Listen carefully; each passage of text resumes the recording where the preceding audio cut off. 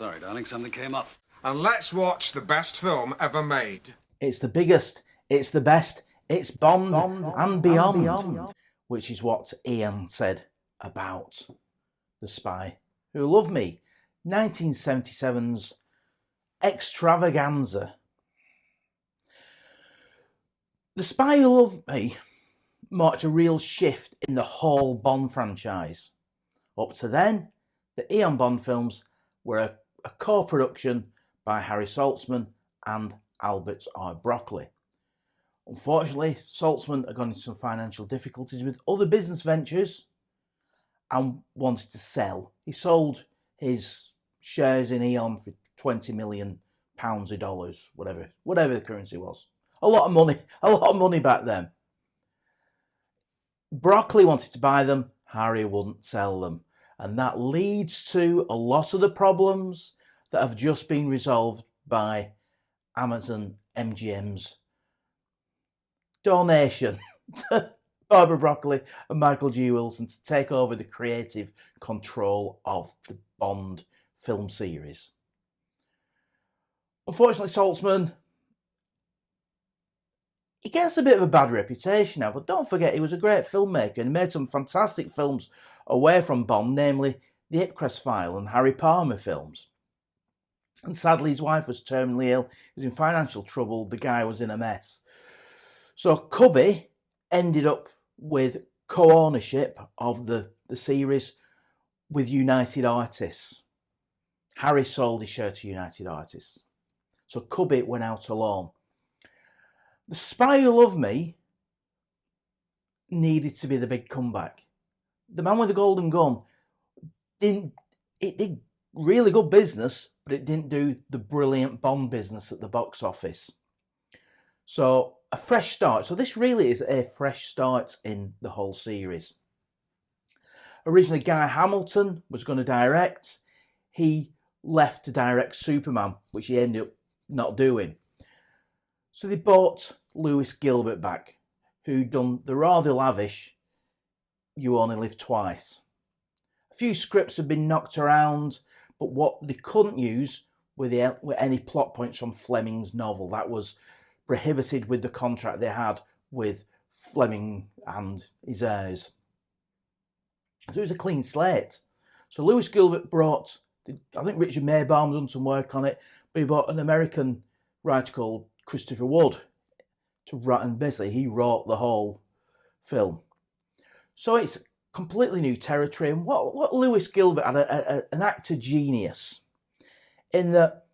Why is Roger Moore trying to be Sean Connery, which with a slightly darker Bond in The Man with the Golden Gun? Let Roger be Roger. And this is the moment where James Bond become Roger Moore, not Roger Moore become James Bond. And I think the films are better for it. I'm a huge Roger Moore fan. I think he was a wonderful human being, an underrated actor. But he kicked the film series into orbit with this, literally in the following film.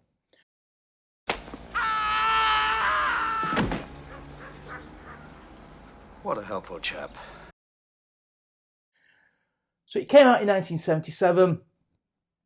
At the royal premiere, His Majesty the King, who was at the time Prince Charles, was part of the standing ovation at the end of the pre-title sequence.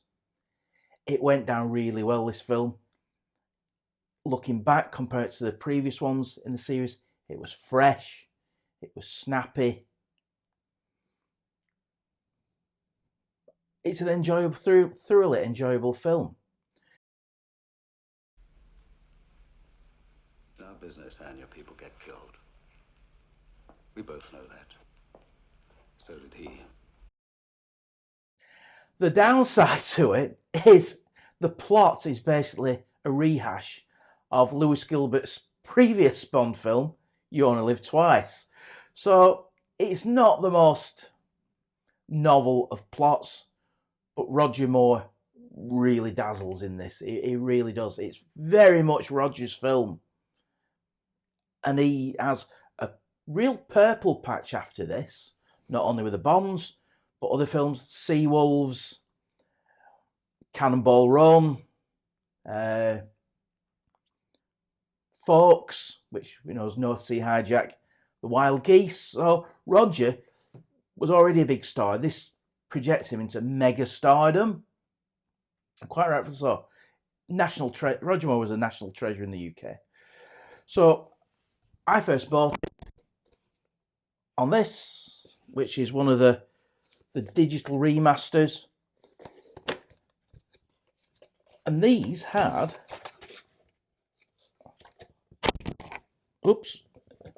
all the posters inside, which is quite nice. Nice packaging. I paid £6.99 for this from HMV in Pinstone Street in Sheffield, when I lived in Sheffield. And it's got the original movie poster on the front. Nice transfer. Unfortunately, we're back in a widescreen ratio, and that's not widescreen. This is pan and scan. So a 2.39 to 1 widescreen film ratio does not make a good watch on a pan and scan VHS. Oh well, never mind. It's all I could afford at the time.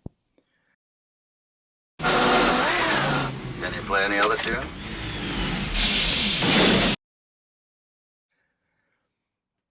It's a very much a big Bond film. It's expansive, it's lavish, and money was thrown at this. A far bigger budget than the previous film. You know what, it works. It's one of the big Bonds. The sets are magnificent. Derek Meddings' special effects is superb. The Lipara submarine, the oil tanker is a model. They wanted to hire an oil tanker, and it was prohibitively expensive.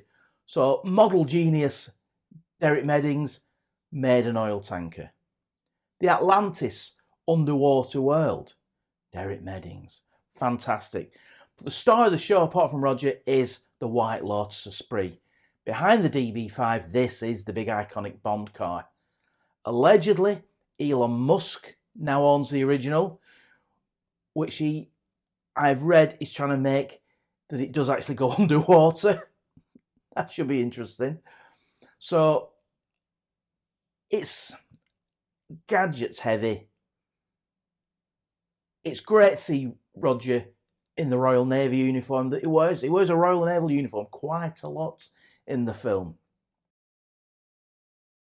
Where, in fact, did we get the tracing, Freddie? Cara, diplomatic bag. The action's magnificent. What can you say about The Spy Who Loved Me? Alan. Have you taped over The Spy Who Loved Me with America's Strongest Man? So yes, it is Alan Partridge's favourite film. The greatest film ever made, as he says. It's wide, it's bold, it's brash. It is the 70s as well. This is very much a real wonderful snapshot of the 70s. The fashion, the flares, the whole lot that goes with it. It is very much the film of 1977. A wonderful history piece. Whereas the Connery Bonds were a good snapshot of the 60s. This perfectly... I was born in 1973, so I was slightly too young to watch this film at the cinema. But this was the era of Flares and the Bee Gees and ABBA. And this film really reflects that. The plot's quite simple. Russian and British and American nuclear submarines are vanishing. They're being swallowed up by an oil tanker and being stolen by a mad scientist who has web hands called Carl Stromberg, who owns the Stromberg shipping line. And he wants to destroy the Earth to make an underground, to reinvent humanity as living underwater. As you do. So he's going to steal his submarines and cause a nuclear apocalypse, and his survivors will be living underground, which will be used again in Bond films, don't you worry, and was used pretty much before in You Only Live Twice. So It is what it is, plot-wise, but it is a very enjoyable Bond film. As well as owning it on Blu-ray, I bought it on this part of the box set I bought in Canada that's featured before. A bit of an uninspiring cover. However, inside, a lovely picture of Roger in his Royal Naval action rig. Picture of Roger looking rather handsome.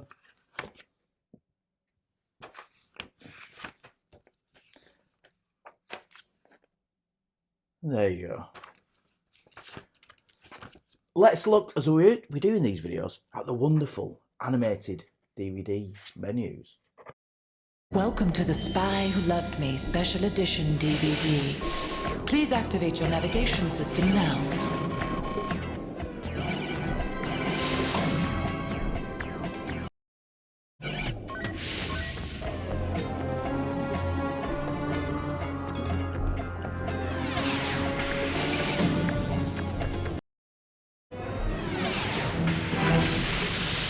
Any man who drinks Dom Perignon 52 can't be all bad.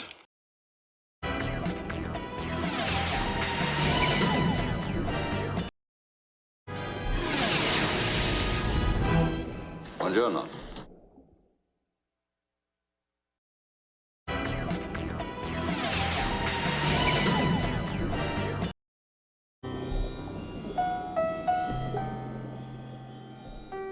Now your curiosity can be satisfied.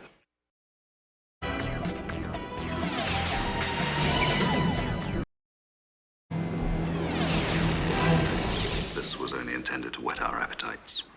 It just shows you how unimaginative some of these Blu-ray releases are, doesn't it? There's also a postcard in it. MGM product evaluation card. No postage necessary if mailed in the United States.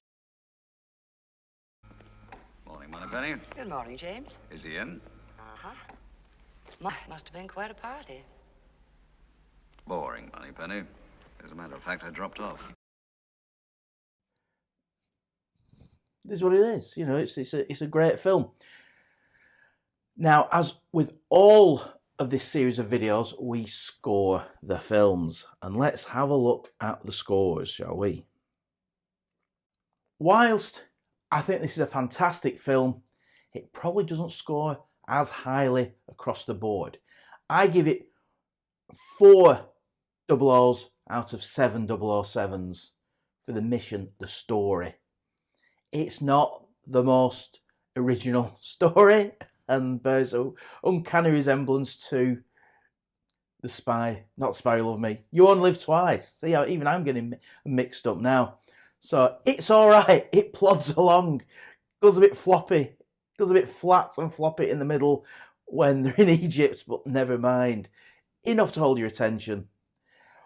What does completely go through the roof is the spectacle. Now, Spectre was going to be brought back for this, but they couldn't because of copyright reasons. So that's why Stromberg, just a random villain, was made up. But the spectacle, how the film looks, I'm giving it 7 out of 7. It's bold.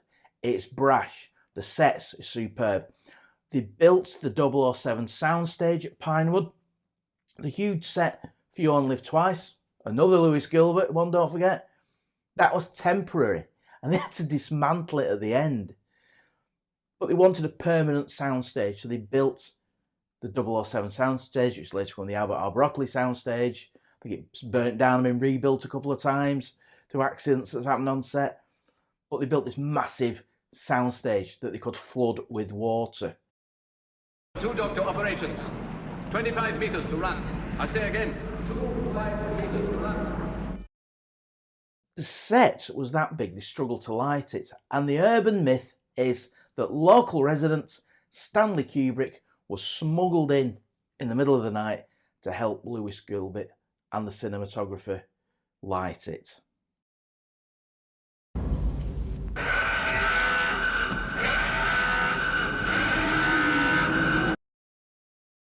Also, sadly, that the cinematographer Claude Renoir was suffering sight loss and was going blind, which is very sad, you know, somebody's craft being lost through disability. So that's a real sad afterthought to the story that Kubrick was smuggled in the middle of the night. The soundstage was open to big fanfare: Roger Moore, Barbara Bach, Cubby Broccoli, and everybody's favourite British KGB agent, Harold Wilson, the Prime Minister at the time. Let's not go there. So, as a spectacle, the stunts are amazing. The pre-title sequence on Mount Asgard is possibly the best one. Probably, possibly. It's amazing.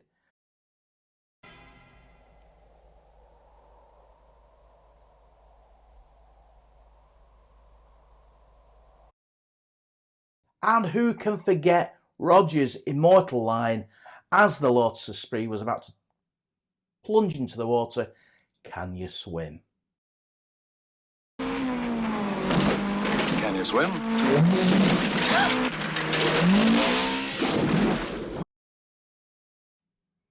Yes. Fantastic. So 7 out of 7 for the spectacle. I think it's an amazing looking film.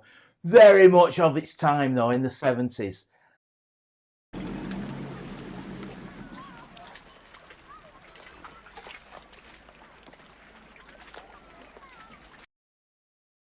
The music, however, I only give 3 00s out of 7 007s. The theme tune by Carly Simon is a classic. Nobody does it better. Sums Roger Moore's Bond up perfectly and really, really sits well with the film.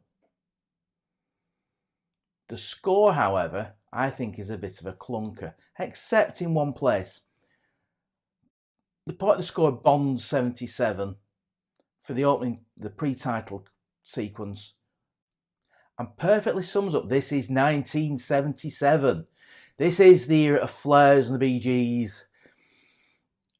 But the rest of the score, I think, is a bit flat, a bit of a clunker. I think the bit where the underwater, I think it's quite gratingly annoying in times. And at the end, the Nobody Does, the high-kicking cabaret version of Nobody Does It Better is naff. It's lousy.